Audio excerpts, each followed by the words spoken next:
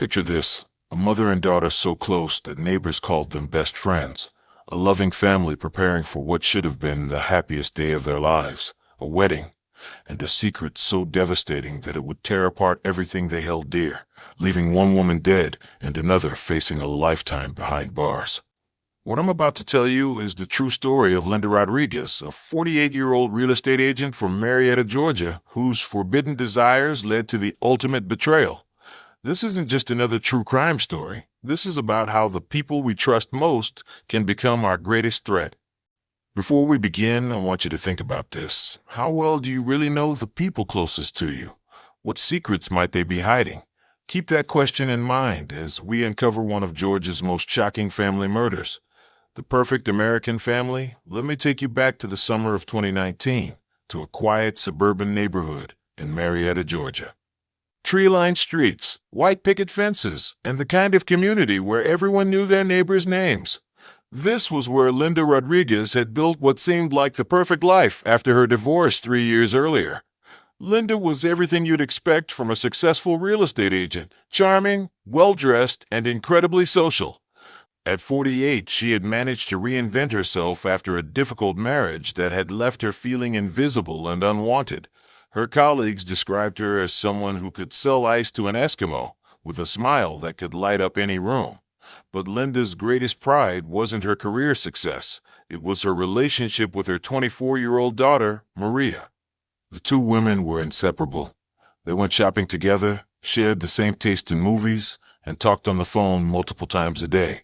Maria often joked that her mother was more like her best friend than a parent. Maria Rodriguez was everything a mother could hope for in a daughter.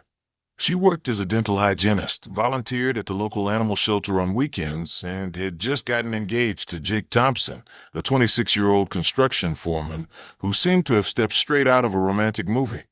Jake was the kind of man who opened doors for women, remembered birthdays, and could fix anything that broke around the house.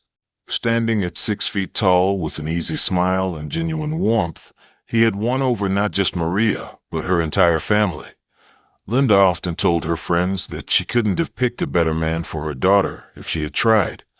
The engagement had happened 6 months earlier, on a beautiful spring evening at Maria's favorite restaurant. Jake had planned everything perfectly, even asking Linda's permission beforehand, a gesture that had brought tears to her eyes.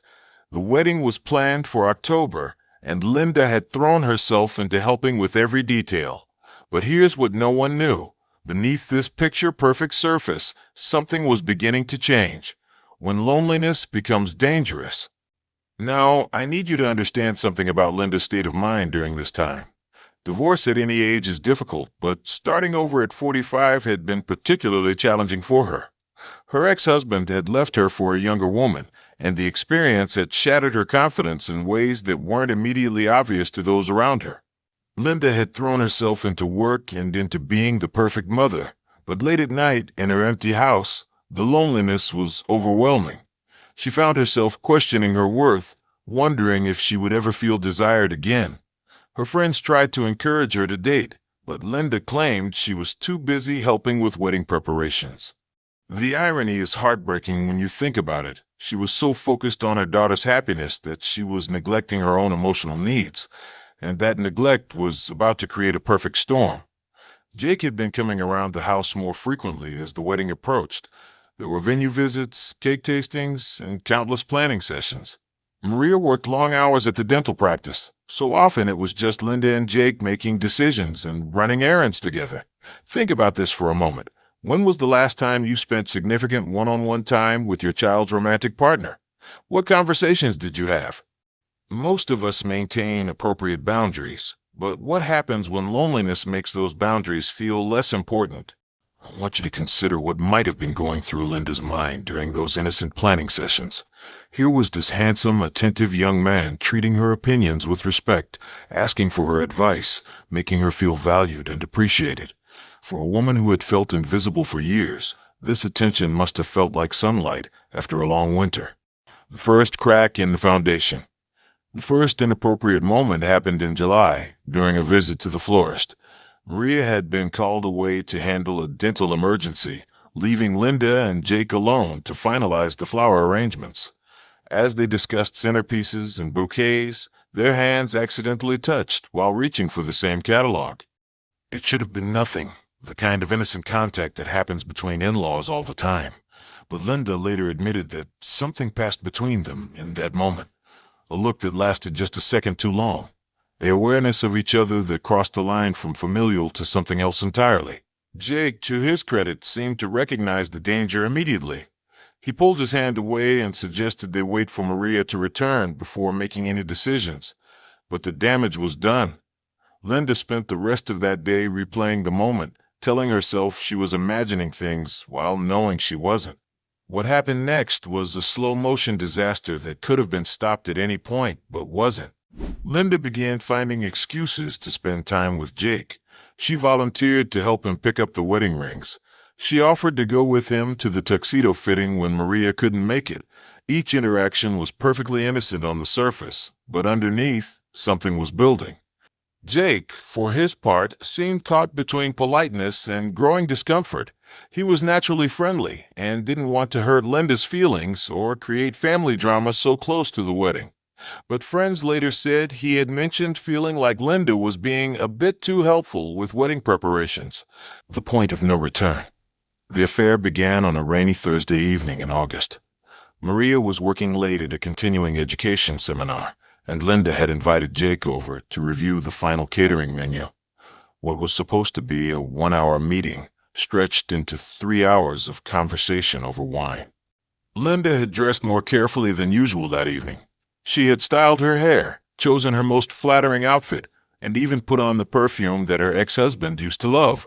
She later admitted that she knew exactly what she was doing, even as she told herself she was just being a good hostess. The conversation that night was different from their previous interactions. Instead of talking about the wedding, they talked about their lives, their dreams, their disappointments. Linda opened up about her divorce and how it had affected her self-esteem. Jake shared his concerns about being a good husband and his fears about the future. Somewhere between the second and third glass of wine, the conversation shifted from personal to intimate. Linda found herself telling Jake things she had never shared with anyone, about how invisible she had felt in her marriage, about how long it had been since anyone had made her feel attractive or desired. And Jake, perhaps moved by her vulnerability or perhaps caught up in the wine and the intimate atmosphere, made a choice that would destroy everything. He told her she was beautiful. He said any man would be lucky to have her. And then, in a moment that would haunt all of them forever, he kissed her. The web of deception. What followed was 6 weeks of the most intense and destructive relationship of Linda's life. The affair wasn't just physical. It was emotional in a way that made it even more dangerous. Jake became her confidant, her escape from loneliness, and her source of validation, all rolled into one. They met in secret whenever possible. Linda would text Jake when Maria was at work, and he would find excuses to stop by. They met at coffee shops in neighboring towns where no one would recognize them. Jake even gave Linda a separate phone so they could communicate without risk of discovery. The psychological complexity of what was happening is staggering when you really think about it. Linda was simultaneously planning her daughter's wedding while conducting an affair with the groom. She was helping Maria pick out her wedding dress while sexting with her fiancé. She was giving mother of the bride speeches at family gatherings while harboring the secret that would destroy everything Maria held dear. And Jake? He was living a double life that required constant deception. He was kissing Maria goodnight while texting Linda. He was discussing honeymoon plans with his fiancée while making plans to meet her mother. The psychological pressure must have been enormous. But here's what makes this story even more tragic. Both Linda and Jake knew they were playing with fire, but neither had the strength to stop. Linda later told investigators that she kept telling herself the affair would end after the wedding. She convinced herself that this was just a temporary escape from her loneliness, that she could give Jake up once he was officially her son-in-law. The rationalization was so complete that she actually believed she was protecting Maria by keeping the secret. Jake's motivations were more complex. He admitted to feeling genuinely conflicted. He loved Maria, but he was also drawn to Linda in a way he couldn't fully explain. Linda represented experience, sophistication, and a kind of forbidden excitement that his relationship with Maria, for all its genuine love, lacked. The discovery that changed everything. September 15th, 2019. A date that would be burned into Maria Rodriguez's memory forever. It was a Sunday evening, and she was at Jake's apartment helping him pack for a work trip the next day.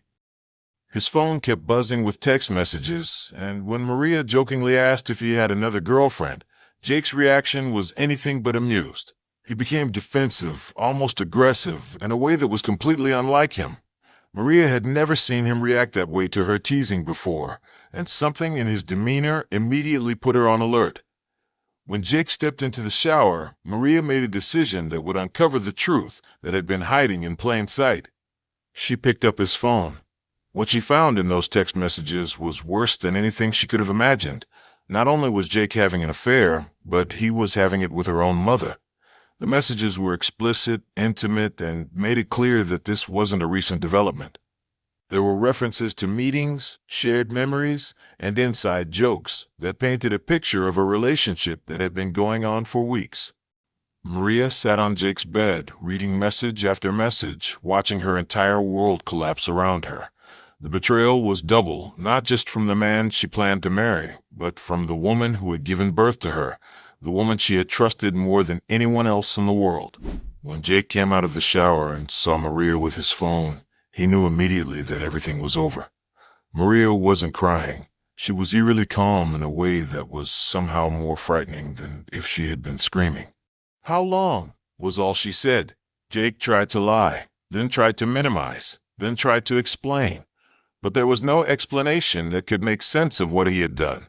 There was no justification that could repair the trust he had shattered. Maria left that night without another word, but not before taking screenshots of the messages. She needed proof. She needed evidence of the betrayal so massive that part of her still couldn't believe it was real. The confrontation. What would you do if you discovered that your mother was having an affair with your fiancé? How would you even begin to process that level of betrayal? These are the questions I want you to think about as I tell you what happened next. Maria didn't sleep that night.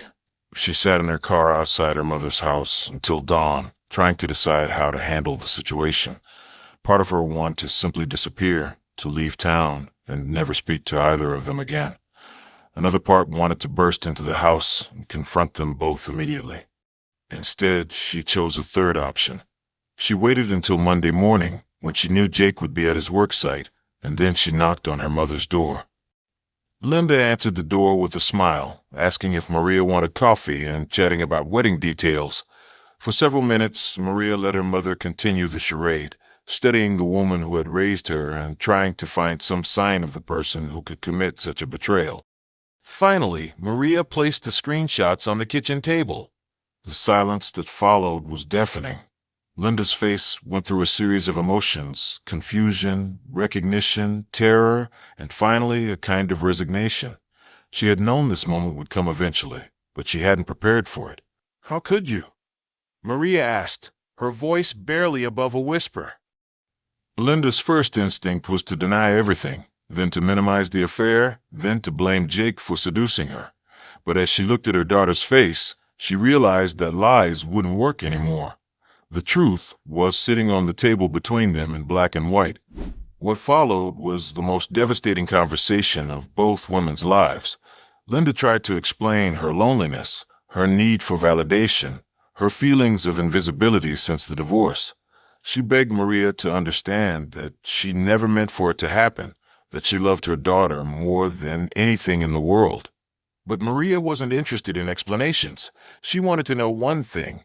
Was Linda going to end it with Jake, or was Maria going to lose both her fiancé and her mother? Linda's answer would seal all of their fates.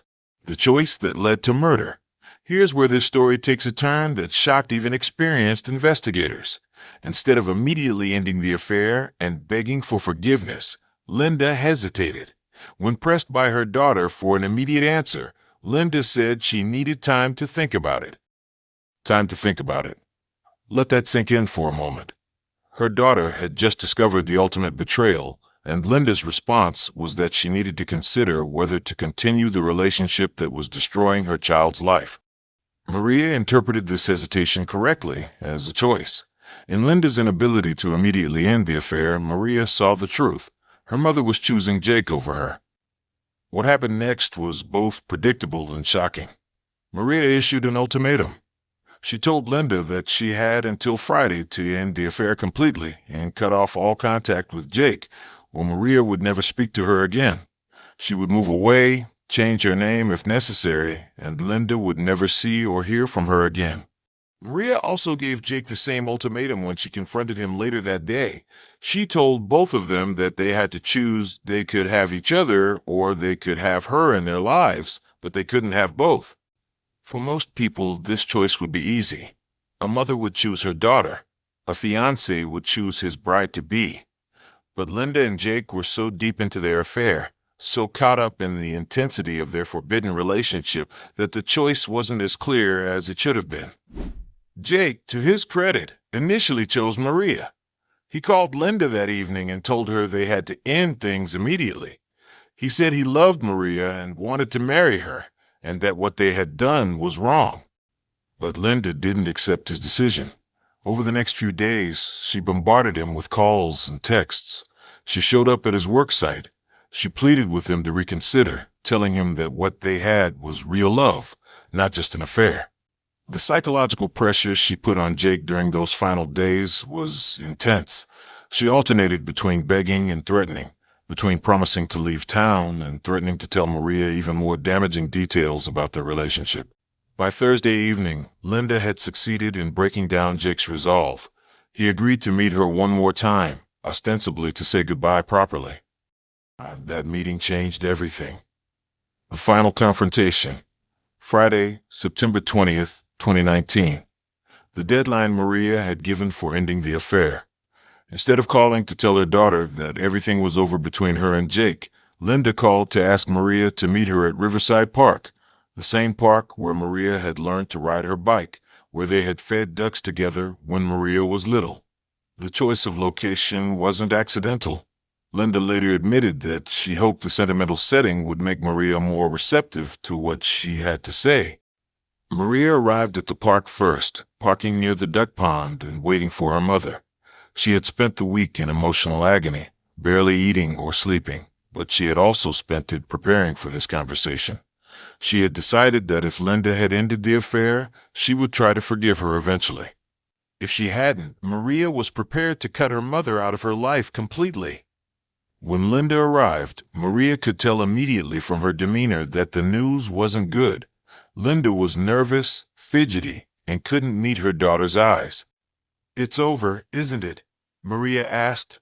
Linda took a deep breath and delivered the words that would change both of their lives forever. "I love him, Maria. I know it's wrong, but I love him, and he loves me. We're going to be together." The conversation that followed was witnessed by several other park visitors, though none of them realized they were watching the build-up to a murder. Witnesses later told police that they could two women arguing near the duck pond, with their voices growing louder and more heated as time went on. Maria's initial response was disbelief. She asked her mother if she understood what she was saying, that she was choosing a man over her own daughter. Linda insisted that it didn't have to be a choice, that they could all find a way to make this work. But Maria knew better. There was no world in which she could accept her mother and Jake as a couple. There was no universe in which she could attend family gatherings and watch them together. The betrayal was too fundamental, too complete. "Then you're not my mother anymore," Maria told her. That's when Linda's composure finally broke. She began crying, pleading with Maria to understand. She grabbed her daughter's arm, begging her to listen to reason. And Maria, who had been holding in days of rage and heartbreak, finally exploded. "You destroyed my life," she screamed. "You destroyed everything. How could you do this to me? How could you do this to your own daughter?" The argument escalated quickly from there. Maria accused Linda of being selfish and disgusting. Linda accused Maria of being controlling and unwilling to understand adult relationships. The conversation became about years of perceived slights and resentments that had nothing to do with Jake. Finally, Linda said the words that triggered the violence. "Maybe if you had been a better daughter, I wouldn't have needed to find love somewhere else." The attack, when it came, was sudden and brutal. Maria grabbed a large rock from the landscaping around the duck pond and struck her mother in the head with it. Linda fell immediately, blood pouring from the wound. But Maria didn't stop. Witnesses reported hearing her scream, "You ruined everything," as she continued to attack her unconscious mother. By the time bystanders could intervene and call 911, Linda Rodriguez was dead. The investigation and aftermath. The investigation into Linda's murder was both straightforward and heartbreaking. The physical evidence was clear. Maria had killed her mother in a fit of rage in front of multiple witnesses, but the motive was so shocking that it took investigators days to piece together the full story. When police searched Linda's phone and computer, they found hundreds of messages between her and Jake, documenting their entire affair. They found hotel receipts, restaurant charges, and a level of deception that stunned even experienced detectives. Jake was arrested as an accomplice, though charges were later dropped when it became clear that he had tried to end the affair and had no knowledge of Maria's plans to confront her mother that final time. Maria was charged with second-degree murder. Her defense team argued that she had been driven temporarily insane by the double betrayal and should be convicted of voluntary manslaughter instead. The prosecution maintained that she had made a conscious choice to kill her mother and should face the full consequences. The trial that followed captivated Georgia and made national news. The story had everything: forbidden love, family betrayal, and a murder that seemed to come straight out of a soap opera. During the trial, the full extent of the psychological damage became clear. Maria had suffered what psychologists called a complete break from reality when she discovered the affair.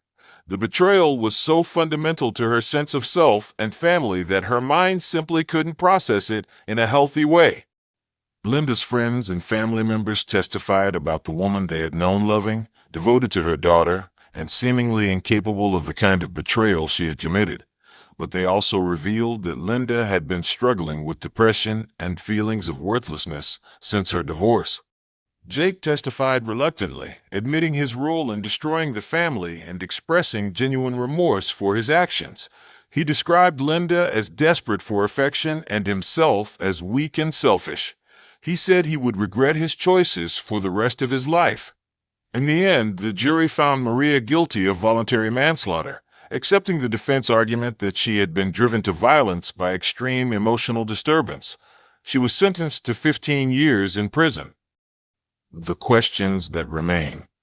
As I finish telling you this story, I want you to think about the questions it raises. Could this tragedy have been prevented? What warning signs were missed? How do we protect ourselves and our families from the kind of betrayal that destroys lives? The truth is, there are no easy answers. Linda Rodriguez wasn't a monster. She was a lonely, insecure woman who made a catastrophic choice. Jake Thompson wasn't evil. He was a weak man who allowed his desires to override his judgment. And Maria Rodriguez wasn't a cold-blooded killer. She was a young woman whose world was destroyed by the two people she trusted most. This case reminds us that the people we love are capable of hurting us in ways we never imagined possible. It shows us how quickly trust can be shattered and how devastating the consequences can be when it is. But it also raises questions about forgiveness, about the limits of what we can accept from the people we love, and about how we handle betrayal when it comes from those closest to us. What do you think? Could you forgive a betrayal like this? What would you have done in Maria's situation? How do we prevent these kinds of tragedies from happening in our own families? Today, Maria Rodriguez is serving her sentence at Georgia Women's Correctional Institution.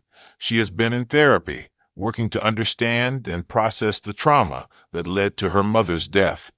Jake Thompson moved away from Georgia and, according to reports, has struggled with guilt and depression since the tragedy. Linda Rodriguez is buried in a small cemetery in Marietta, not far from the park where she died. Her grave is rarely visited. Most of her family and friends still struggle to reconcile the woman they knew with the woman who betrayed her daughter so completely. This case stands as a reminder that evil doesn't always come from strangers in dark alleys. Sometimes it comes from the people who are supposed to love and protect us. Sometimes the greatest danger we face comes from our own families, our own choices, and our own inability to see how our actions affect those we claim to love. The Rodriguez family tragedy shows us that trust, once broken, can never truly be repaired, and sometimes the price of betrayal is higher than anyone could have imagined. Remember this story the next time you're tempted to rationalize a choice you know is wrong. Remember it when you think about the people you trust most.